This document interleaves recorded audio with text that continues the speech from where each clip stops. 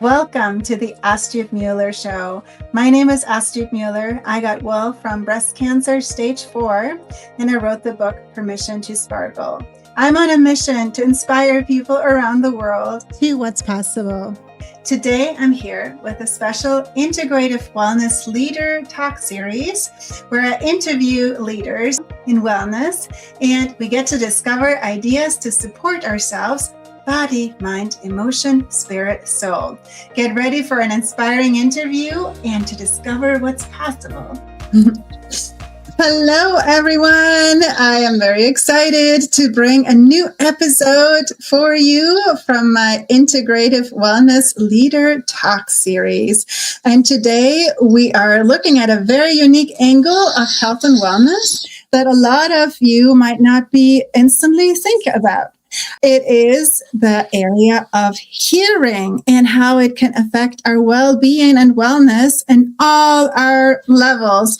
So I have a very intriguing guest with us today, Dr. Keith Darrow, and I am sharing briefly his background, and then we'll open up to a very exciting conversation. So, hi, Dr. Darrow, first and foremost. Hello. Thank you so much for having me here. I'm so glad that we met that day up in Anchorage and we were able to arrange this because I think this is such an important topic. And I think you hit the nail on the head, which is not enough people realize how important the topic is. Yes, it is. And I love how passionate you are about it. I can't wait to open people's minds of what's possible. So a bit about your background before we dive in. So you are a neuroscientist, a clinical audiologist, author, nationally recognized expert in the treatment of hearing loss and tinnitus. And you have dedicated your career to helping people understand that hearing healthcare is not just about hearing better,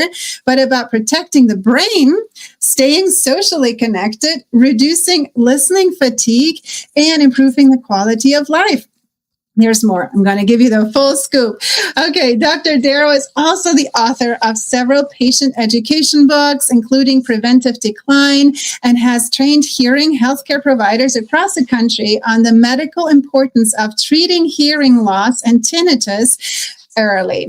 His work focuses on helping patients understand the connection between the ears, the brain, tinnitus, cognition, balance, and healthy aging. Very juicy connections to talk about.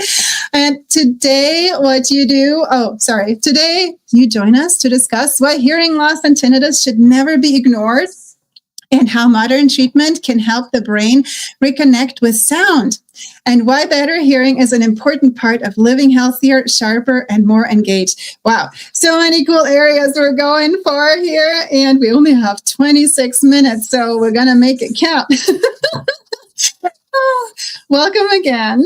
So I would love to start with a story. Like, what in your life, if you think back, was a moment where you suddenly became passionate about hearing? I know everybody has a story. What's yours? You know, mine is a simple reminder that we should always do what our mother tells us to do. And I say that because heading into college, my goal, my desire was to very generally help people. And so I was looking down into the fields of social work, of psychology. And I thought, I don't know. I don't know if they're enough for me. I don't know if that is interesting. Like, I love the sense of it.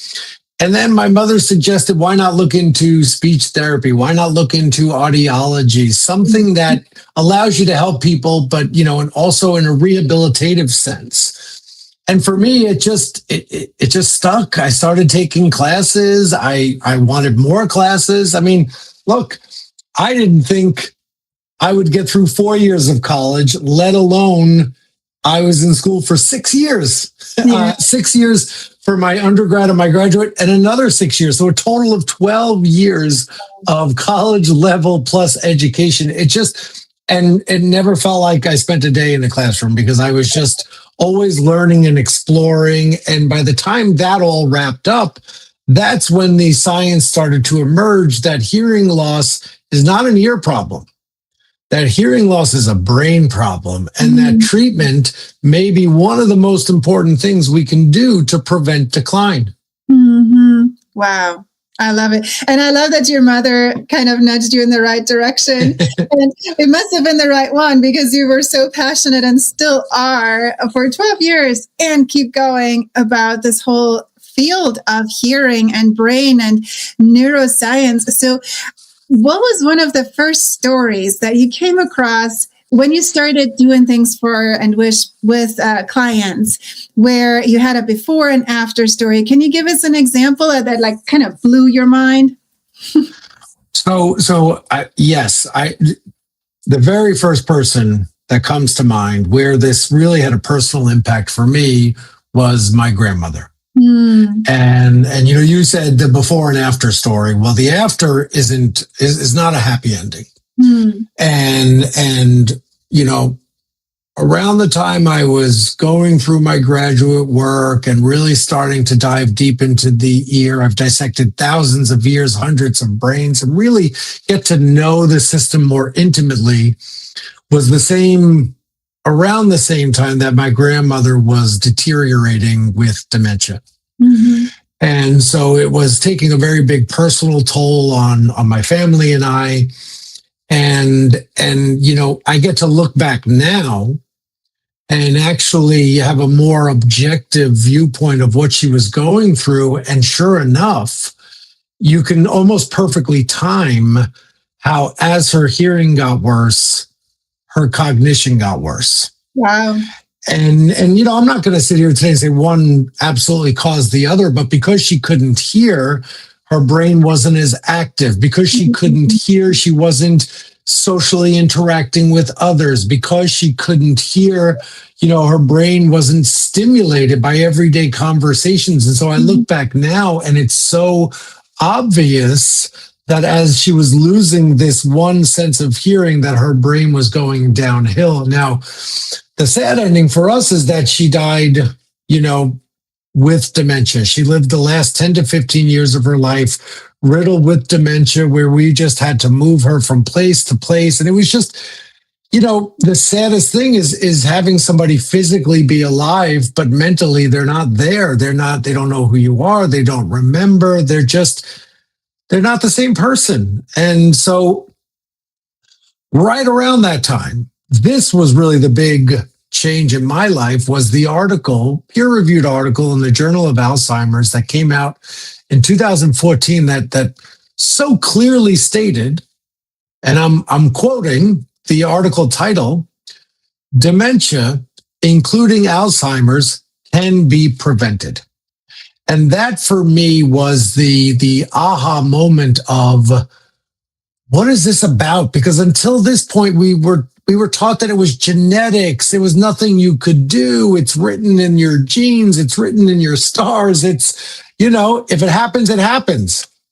But Here we are in 2014, over 117 medical experts, international, came together and said, this is the future of dementia care, is not about curing it.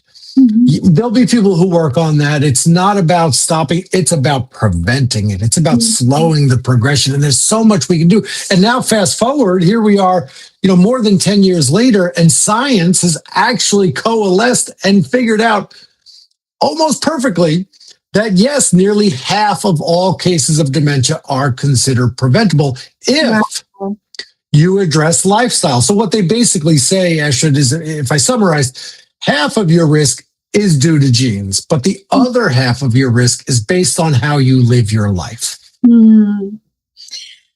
Wow. Okay. Amazing. And I'm sorry to hear of your intense story with your grandma, but I love that you're now, bringing it into your full force power of like helping others benefit as her legacy also, right? To like what's possible and optimizing hearing and cognition.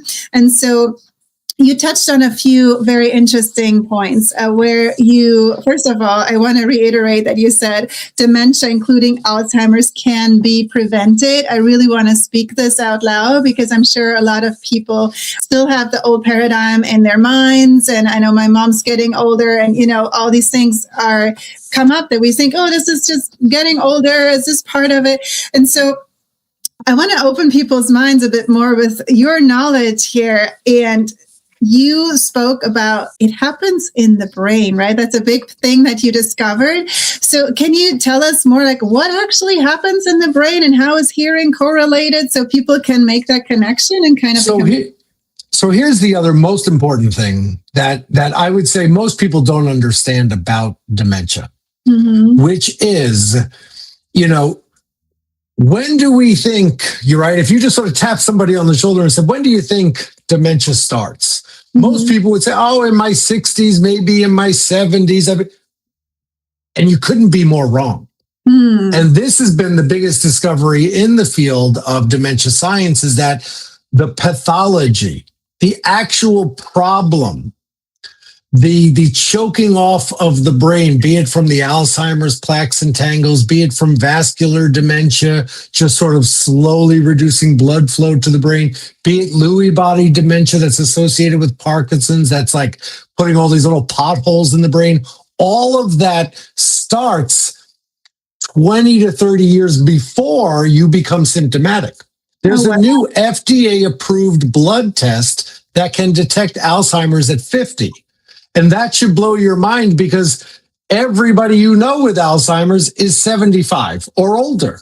Yeah. And so it just speaks to the truth of these pathologies are developing much earlier. Now, with that said, that actually means what's so promising is that there's a 20 plus year window wherein you can actually change the trajectory. You can alter the future, if you will, without a time machine, right? Yeah. And so what science has told us is that there are 14, these are fancy words, 14 modifiable lifestyle factors, right? So there's 14 things you can do in your life to reduce your risk. And the most important ones are in that window from 50 to 70. And as you know, because you heard me speak on this, everybody thinks, oh, I better start going to the gym. I better start eating better. I really should, treat my diabetes. Of course, that's all important.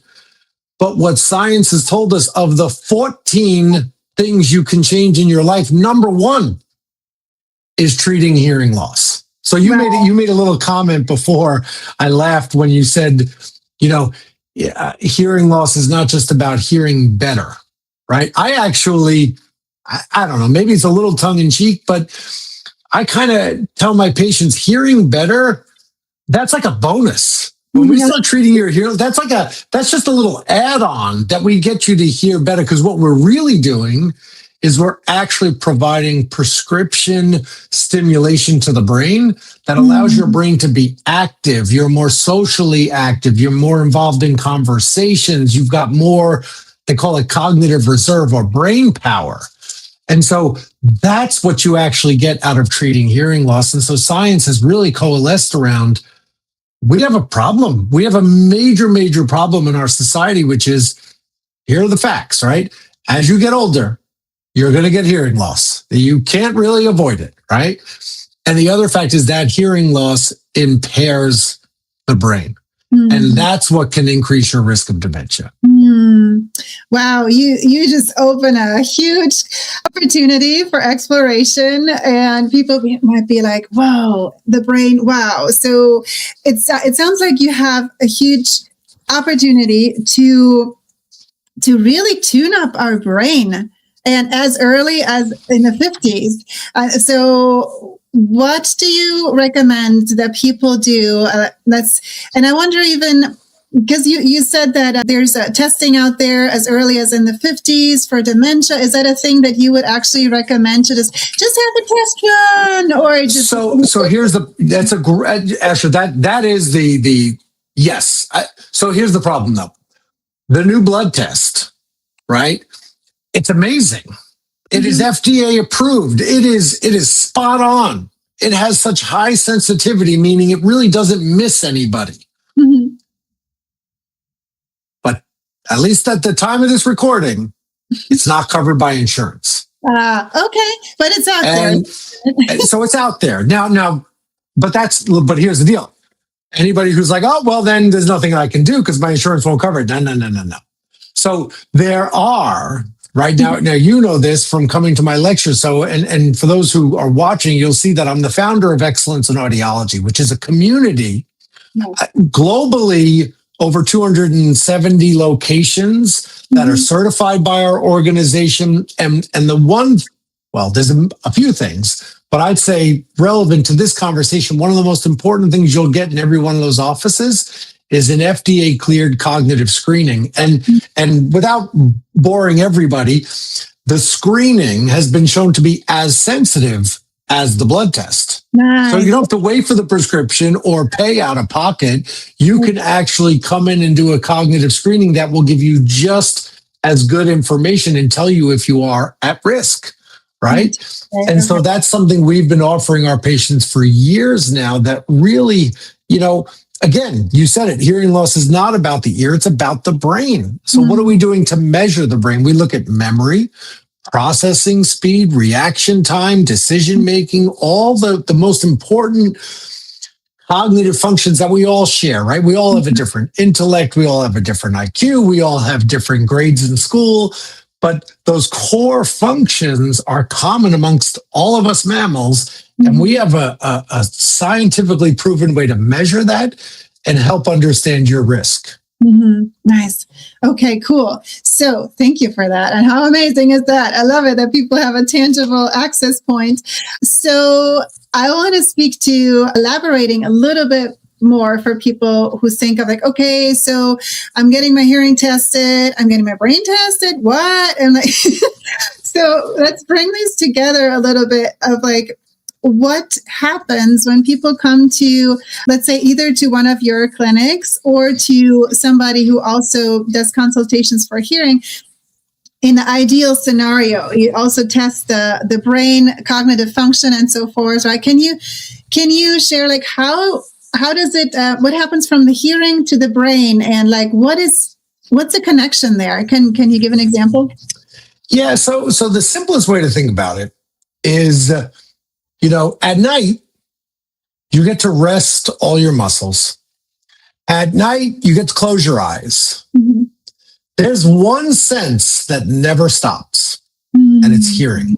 And imaging studies have shown us when you actually look at brain activity in response to listening, the entire brain lights up.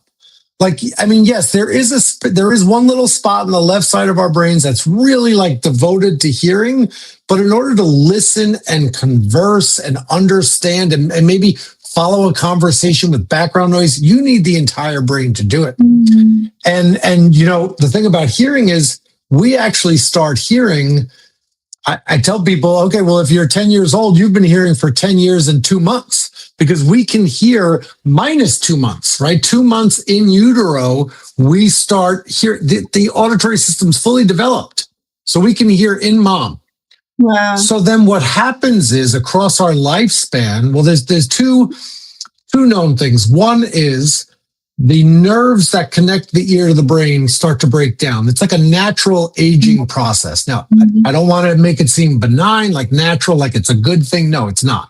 But there's a natural breakdown of the nervous system that connects the ear to the brain. But then there's also our crazy lives, like loud concerts, medication, cardiovascular disease, diabetes, thyroid disease, smoking, alcohol, all these things that are actually very detrimental to the ear and more so detrimental to that nerve that connects the ear to the brain. And so as it breaks down, here's what I've found in 20 plus years of working with patients is if you ask a patient, hey, do you think you have hearing loss?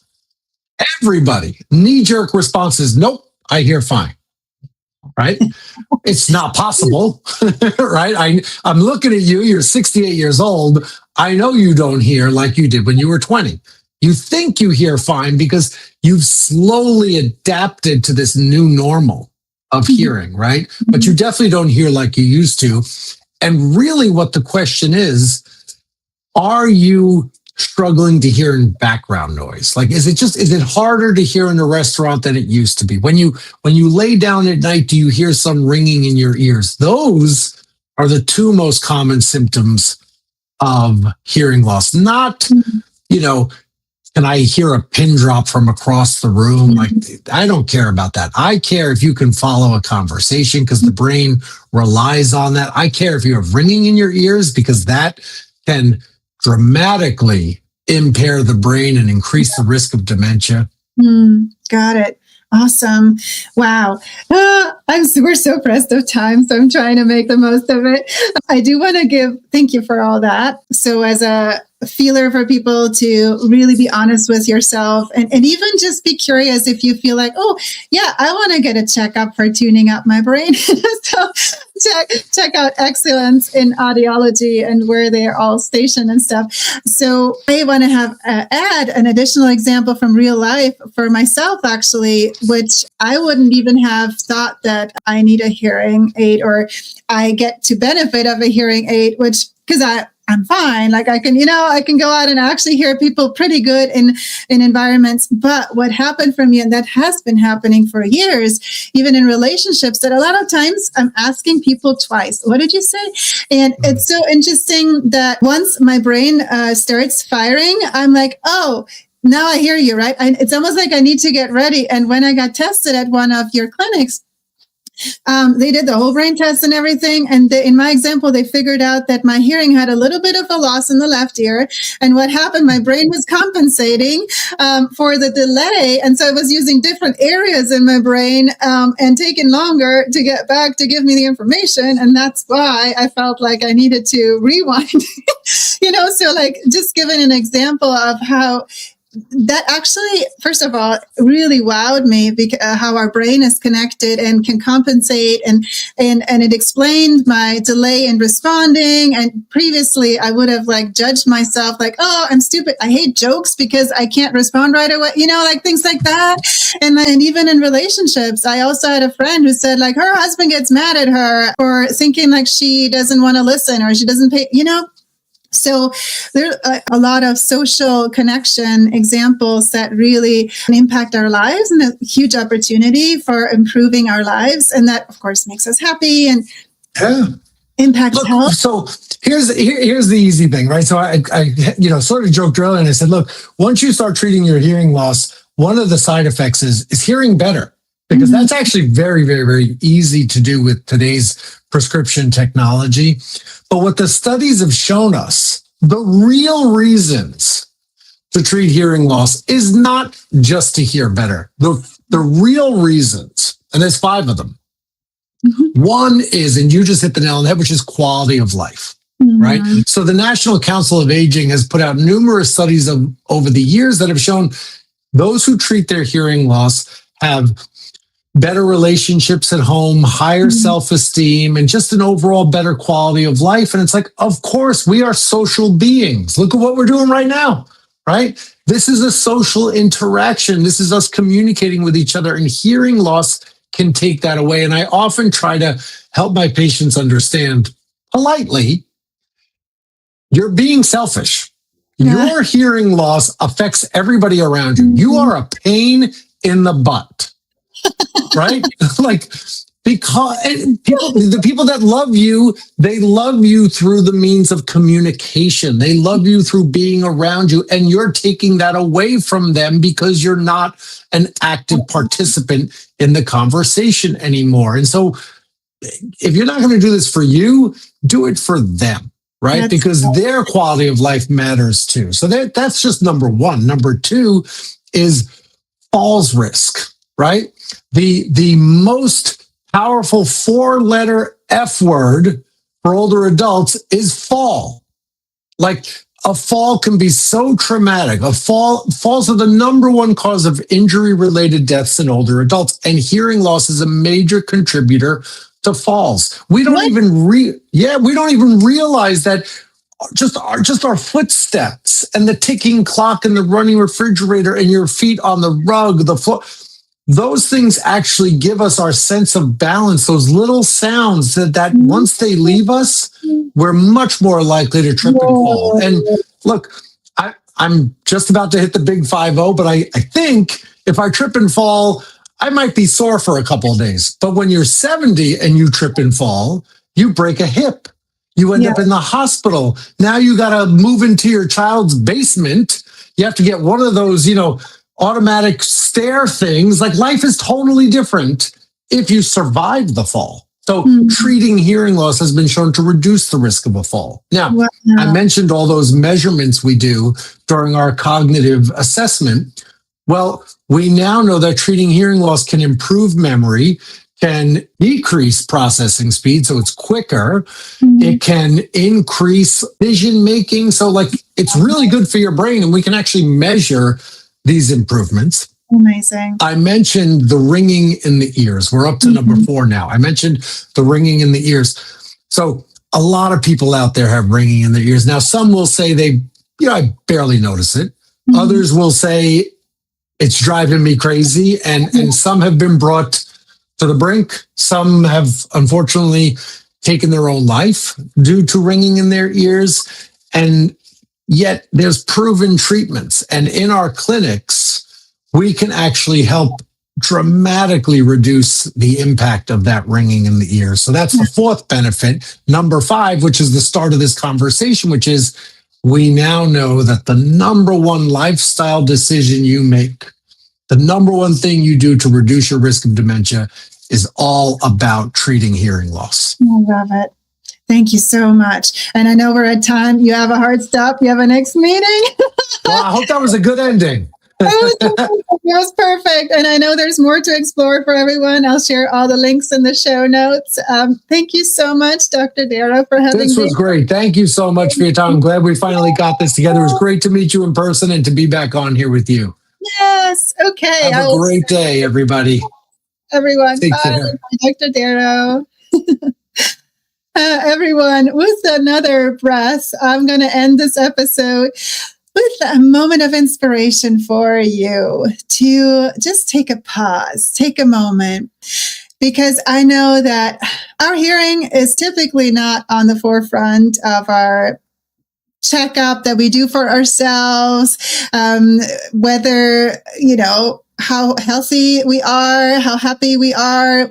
It's often not considered. And I'm speaking from my own experience. I know that I have a little bit of reduced hearing. Actually, well, I don't know in measurement, but I don't hear as well in my left ear. And this has been like that for many, many years. And what happened throughout my life, I just got used to it, And so, and I lived my way around it. And I was like, that's just how it is, and and I joked about it, and it's okay. There's nothing wrong with that, right? But in this interview, you heard a bunch of amazing opportunities now, benefits we can have, and when we also consider our hearing. So just take a moment, take a breather, and just be really honest with yourself. Do you feel like, whoa, you feel like you totally, like you hear top, you hear amazing, conversations amazing. Do you repeat yourself or ask others to repeat themselves a bunch? One of the tests that I did for myself is when we rub our fingers next to our ear, I can hear it really well in my right ear, but I can barely hear it on my left. So these are just a few ideas for you. I'm not a doctor, obviously. But just feel into your body and consider your hearing for a moment.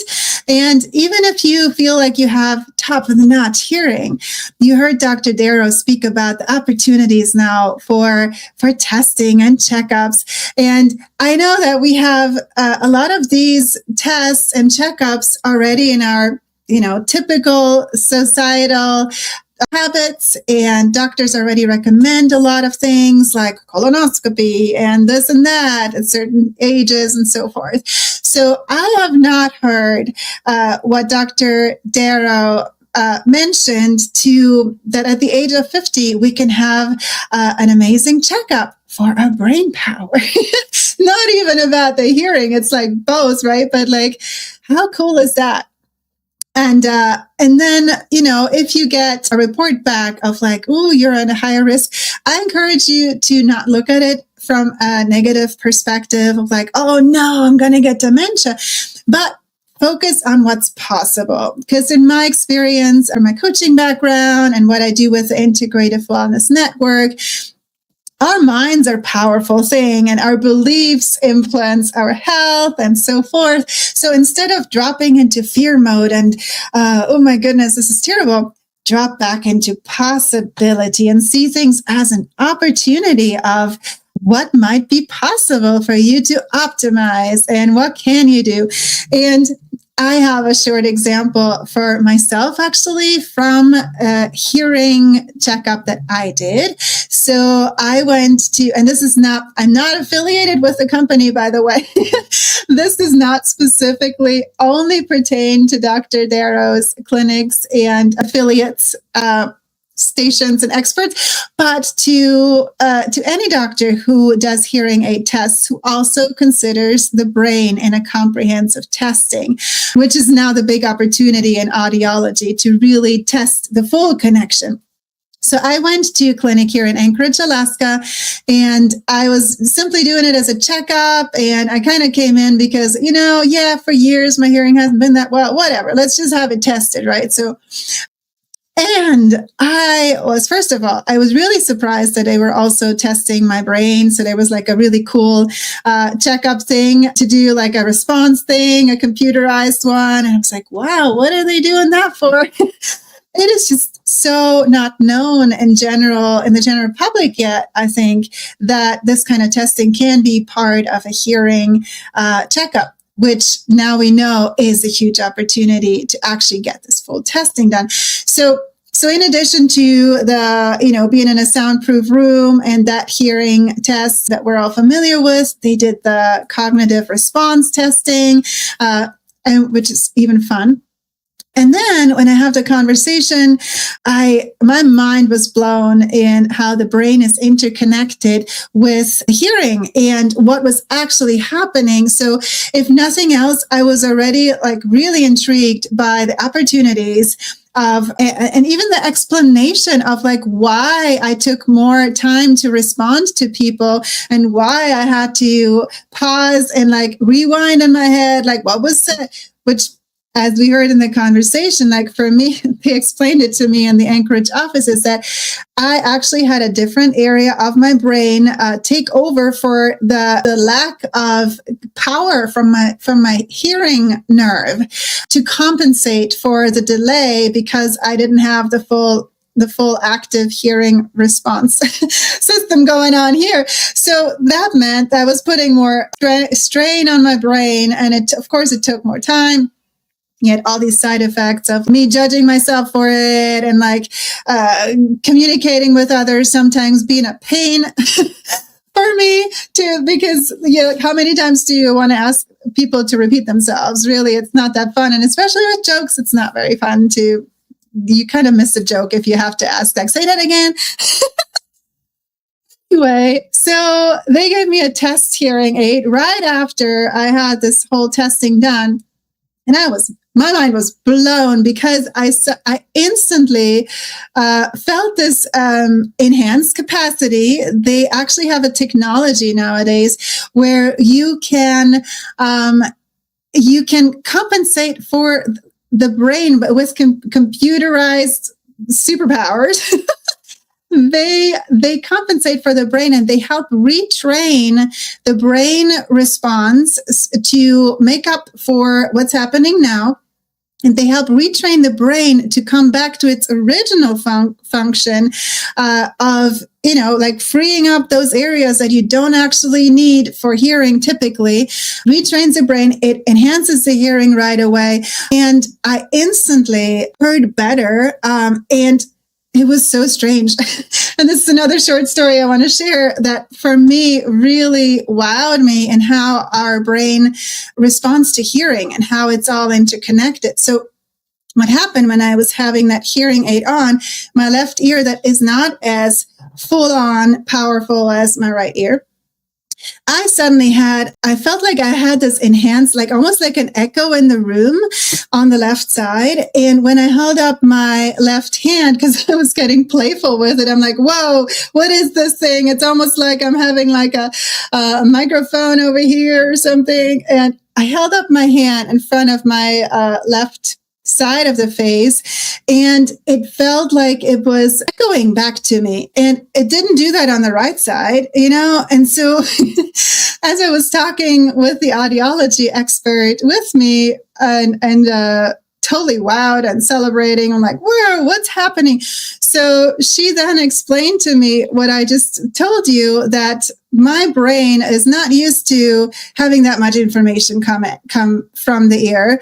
And so now it's suddenly getting like all this extra information, and it doesn't need this additional area of the brain to fire up, right? It was like overdrive or over information somehow. So it was like this extra thing.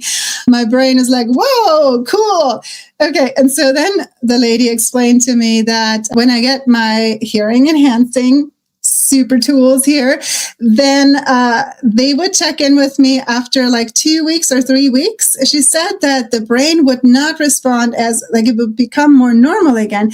And to me, what makes sense then is also this neuroplasticity that we have in our brain, that our brain constantly responds and reacts and adjusts. It's such a magical computer that we have in our heads, right? And so she said that, yeah, our brain will adjust again, and then they will adjust the hearing aid to the new situation until the brain is fully back to its originally intended function. And of course, I have a faster response time and all of that. So I'm really excited.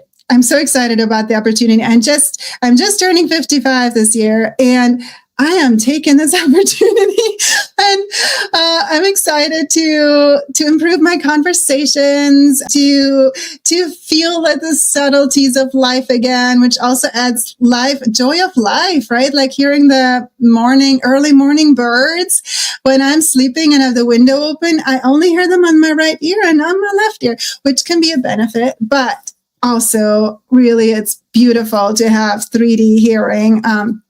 Anyway, so like I said, I am not here to promote any particular product or company. I am here to open your mind, your brain, and your hearing up for you to see possibilities and what else is possible for you when you tune into this opportunity of what we just shared in the show. What can be possible for your life? How might that enrich your life? What could be possible in health optimization for your future? What could be possible if you get to tune up your brain with the power of hearing? I'm so intrigued. I'm really curious to hear what comes up from all of you guys. So feel free to comment below wherever you see this, or come find me in our Integrative Wellness Network free community that we have. Called the Oasis, and you'll also see the link in our show notes. Expand the conversation with us. Come share your stories and access comprehensive wellness, inspiration, and resources for all areas of your being. Hearing was just one of them. Thank you so much for watching or listening. Question: what did this spark in you today? Take one baby step and act on it. One small step can change your world and will ripple to others. The world really needs more sparkle. If you like more inspiration like this, come join us in our free Integrative Wellness Oasis on School. We are an amazing community of wellness lovers and professionals where you get to discover new ideas, resources, and also really cool virtual retreats. We love going on virtual cruises too. If you loved this episode, please share it with someone who might love this inspiration as well. Until next time, keep exploring and follow the sparkle.